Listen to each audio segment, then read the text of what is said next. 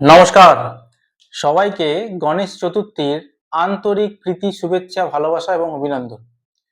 আজ আমাদের গণেশ চতুর্থী তিথি পড়ে গেল। প্রত্যেকের বাড়িতে গণেশ ঠাকুরের পুজোও হচ্ছে।